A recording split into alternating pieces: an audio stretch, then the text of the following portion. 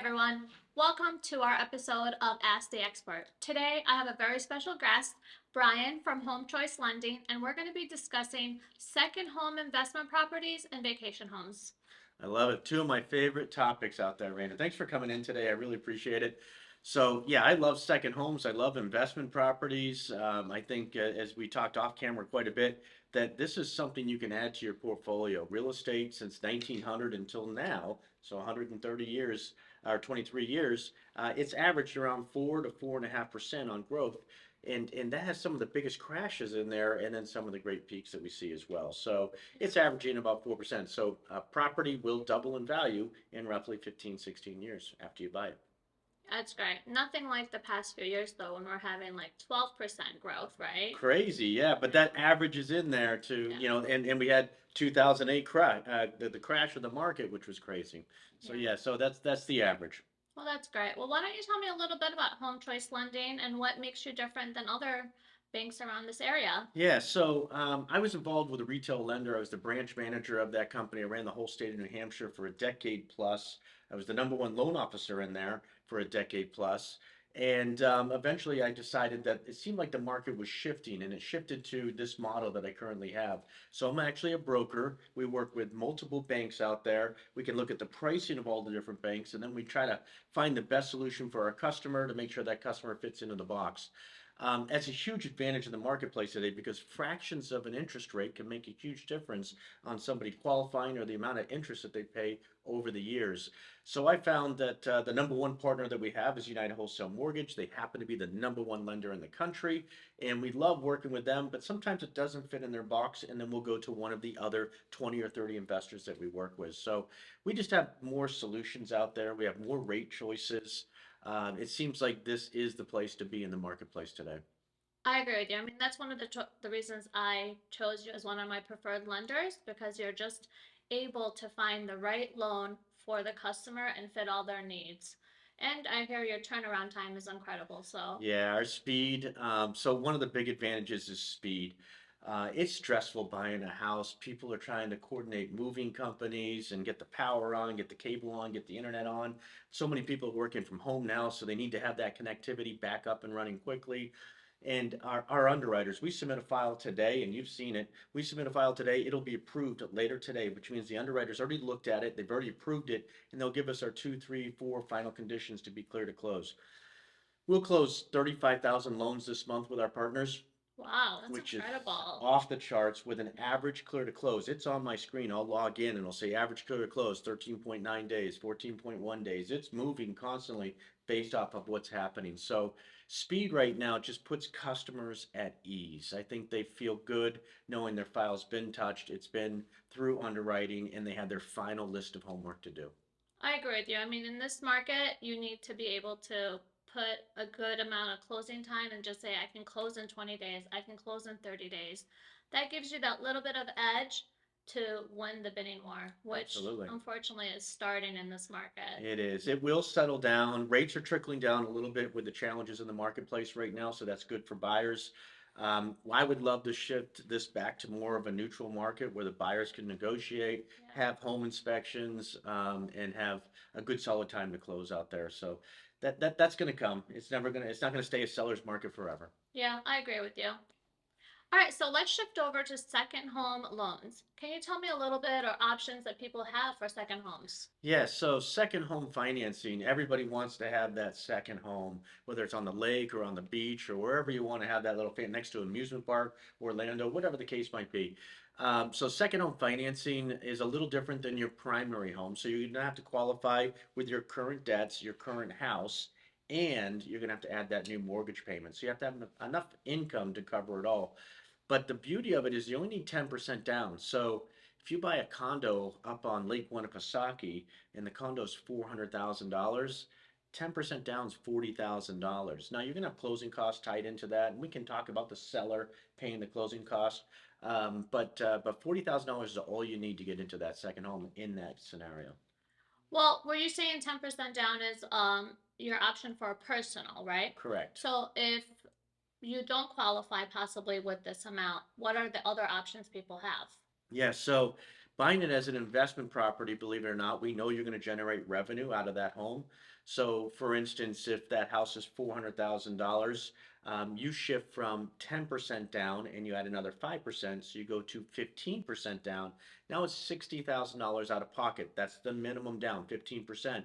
But what that allows us to do is we get to use rental income to qualify. So if you made $50,000 a year or 70 or 80 or $100,000 a year, and now you're going to have an investment property that's going to generate $3,000 a month of rental income or $2,000 a month. That's an instant pay raise that we're going to add. So if you made 100 grand as a household, and now you have another $30,000 a year in income, now you make 130. So it does make it easier to qualify.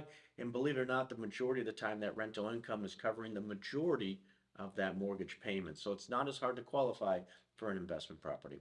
And do the banks require you to like how do they know you're going to be able to secure those rental incomes if you haven't even like bought the property? How do they evaluate that? Yeah, very savvy question. So, what you run into is appraisers out there are going to do a rental grid on the property. So if you said, Raina comes to me and you're like, hey, they're going to get 10 G's a month on this property. Well, the appraiser is going to overrule that. If he comes back and says, or she comes back and says, the income that we can get out of that property is closer to $4,000 a month, we're going to be capped at that $4,000 a month. Conversely, if that property comes with a lease, and that lease is still active, we inherit that lease. So maybe that lease is below market. And those are things that you as an agent, I know you know, will search to make sure if that customer is buying the home, that they're not going to inherit a lease that's below market that isn't going to cover the mortgage, because sometimes that happens. Yeah, I mean that's happening a lot lately, and a lot of people do, purchase the properties and then do a rent adjustment for their tenants. So Correct, correct. that's possible. Can you tell me a little bit more about Air DNA? We were talking about that the other day. Yeah, so Airbnb DNA is really a terrific tool designed for investors. So if I'm an investor out there, I would use this tool every single time. Now it costs money to have it, so don't go out and get it. It's 5 or 6 grand to have for the year. Come see me, come see you, and we both have access to it. It will tell you what your competition is. So if you want to buy a property, let's say you're going to buy it up in Guilford, New Hampshire. Well, you got two attractions there. You have the lake, which is one season for the summer. Then you have winter, which has a ski resort right there. So it'll tell you what the rental income is during those peak seasons of the winter time, the peak seasons, and then you got the foliage up there. So this will tell you what the average rents are and then what the amenities are, which is your competition. Does it have air conditioning? Does it have a pool? Does it have a fire pit? How many bedrooms does it sleep? How many bathrooms? What are the views like? Is it on the water, next to the water, across the street from the water? Does it have a dock that you can use? Yeah. So those are your amenities to find out, okay, well, this house is renting for 4,500 a week, and this house looks as nice as that one that we're thinking about buying, and that one I think we could get for $4,500 a week as well. So that DNA really tells you how strong the marketplace is. That DNA tells us, some of the stats about what our competition is and what we can expect as an investor. I think that's an awesome tool. I mean, you don't want to go into it blind and just make assumptions. Working with me, I can get you some of the numbers, obviously, but it's great to use other resources to find all the numbers before you make a bidding on a house. Absolutely.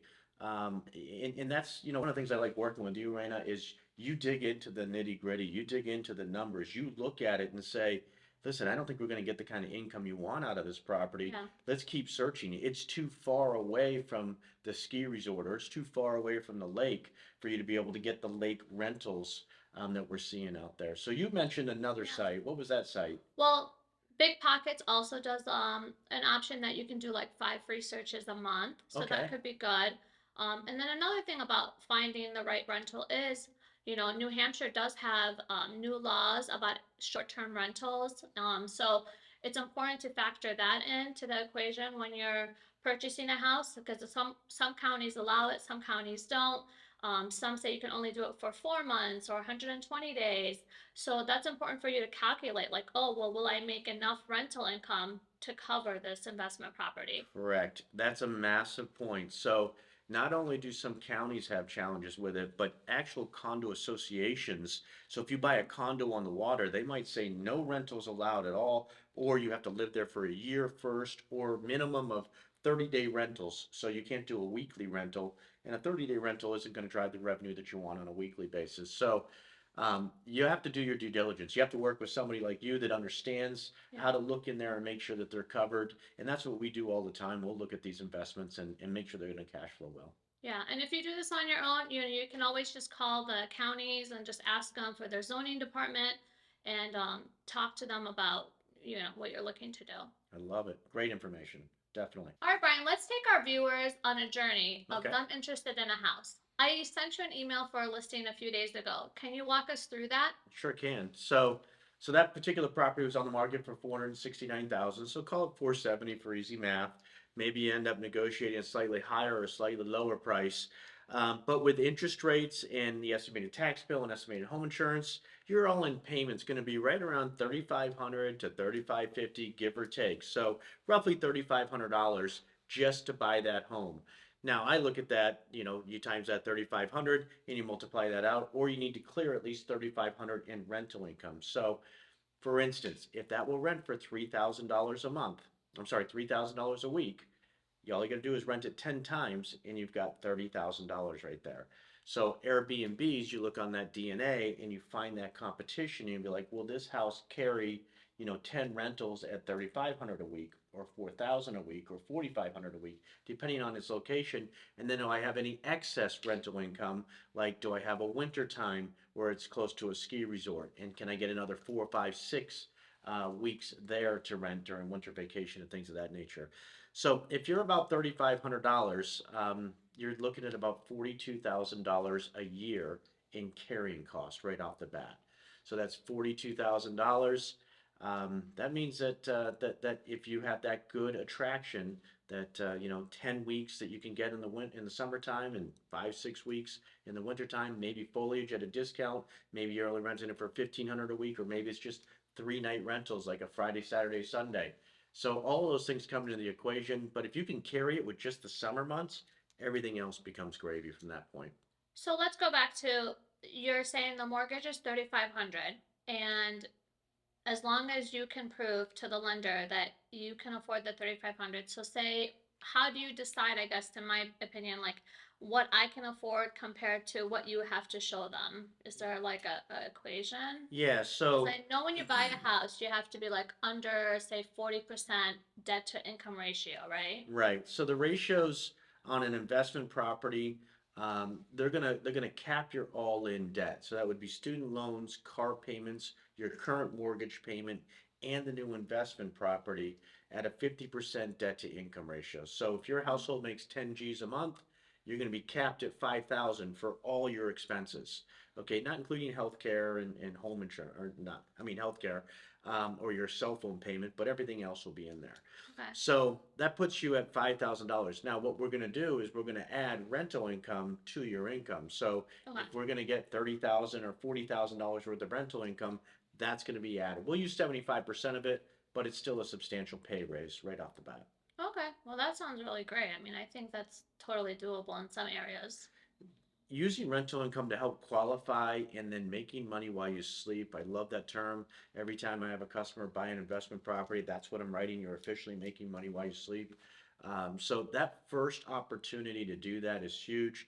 And just because it's an investment property doesn't mean you don't get to use the property. You can go there, go to Home Depot or Lowe's, grab your gallon of paint, touch up the walls, take advantage of that property for whatever week you want. The rest of the time, rent it out. Yeah. It's a huge advantage to own real estate, period. So I love it. Is there like a minimum? Like, I know when you do a vacation home as a personal, like a primary vacation home where you put less down, I know you have to stay there a minimum amount of time. Does this loan with the 15% down have any regulations? Now you can rent it all year long. You can have long-term rentals. So if Mhm. you find somebody who wants to rent it, really popular out there now is like these visiting nurses, believe it or not. Yes. Visiting nurses, so they're furnished places where they'll come in and you'll contract with them. They'll pay a premium to have this for their clientele to stay there. So And that's a it's whole nother level that you might be able yeah. to get into the off season for visiting nurses, and then the rest of the time you're using, the high rental income that you get out I of it. know a lot of investors that do that. You got to have a backup plan, especially for some of these areas that will change policies yearly. You want to be like, okay, if I can't do short-term rentals, which is less than 30 days, if you do a rental, then you want to do a 30-day or more rental. So you could do nurses, you can do Yeah. long, retirement people that are like snowbirds. They go to Yeah. Florida, they come back here, they rent a house for 3 months to enjoy the fall leaves. So those are always good options. Yeah, they're awesome. They're awesome. So that Air DNA and then the system that you were talking about will help us understand, are we going to drive enough revenue out of it? For some people, they might just take a couple weeks themselves and then the rest of the time generate revenue out of the property. That would be me. Yeah. I just, Well, you can't, in my opinion, you should buy all of them as investment because um, you can't be there all the time. You know, I yeah, have children, you have children, so you've got to be, at your regular house where your career is. You can't be on vacation the rest of your life, I as know. much as we want to be. You just get to sneak away for like a day or two. And, Correct. living in New Hampshire, it's great because we're just like an hour and a half to the mountains, an hour to the coast. So, being able to go to the lake within an hour, it's just Hmm. so nice. And just like having the house ready for you. And then when you're not using it, you let other people enjoy the beauty. Yep, and drive revenue. Yes. I love it.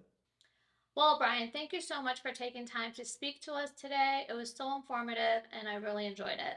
My pleasure. So that's why we're here out there. If you're thinking about dabbling into your first investment property, looking to buy your first 2 unit, 3 unit, or 4 unit, trying to low down payment programs out there, call us. That's why we're here. We love I know you love what you do. Yeah. I love what I do. So that's why we're here. We have a ton of resources to help you guys out. Perfect. Well, call Brian or give him a follow if you want to keep learning about becoming an investor.